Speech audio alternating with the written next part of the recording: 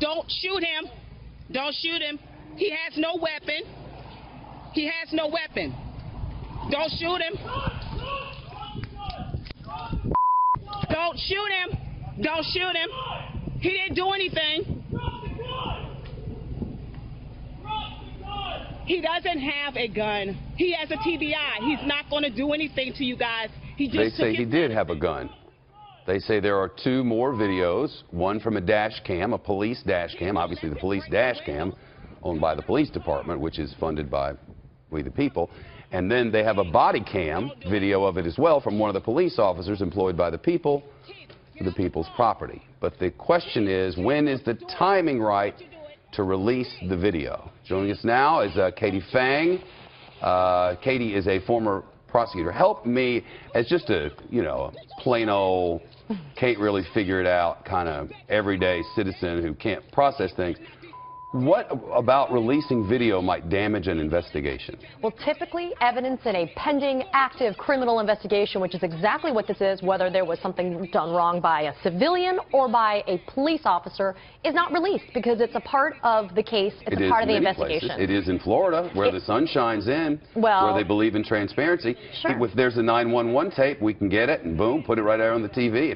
If there's a mug shot, we get that. If there's if witnesses are saying stuff and they want to talk, they can. If this woman wants to release her video, she can. The police have this in their custody. I understand we don't do that. Why not? What might it damage? Well, you don't want to impede what could potentially result during the course of the investigation, but I'll tell you, Shep, at this time... Influence the jury? Well, it could poison the potential jury pool, but the reality is everybody's hiding behind this new law that goes into effect October 1st. One of the 8 factors the court will consider under this new law in North Carolina is there a compelling public interest. I got to tell you, rioting, looting, people that are just generally pissed off about what happened in this case, they need to see the video.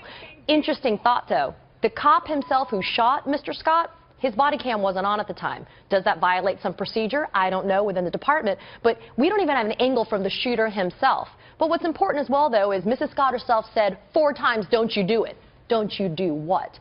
A man doesn't actually have to raise the gun and point it at a cop to be shot. So why is it that it seems there's always this air on the side of a lack of transparency? It never seems to serve them very well. It kind of insinuates maybe there's something more going on than there really is, and I agree that probably it makes sense to just release it all because eventually it does come out during the course of the case when the case is actually released to the public.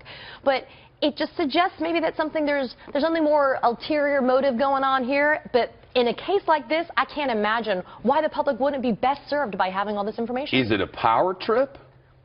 No. I mean, I got the video. I'm not showing it to you because you are just the people who pay me. No, it's not. It's just the police are usually pretty reticent. They're very loath to want to be able to put everything out there at the beginning, but look at social media. She was recording it herself. I mean, she had the ability to record it on her cell phone cam, and because of that, maybe everything else, including our laws, need to catch up with the 21st century.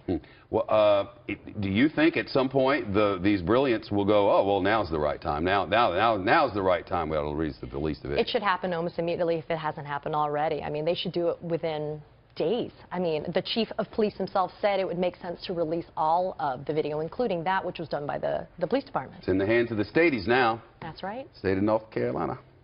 Thank you.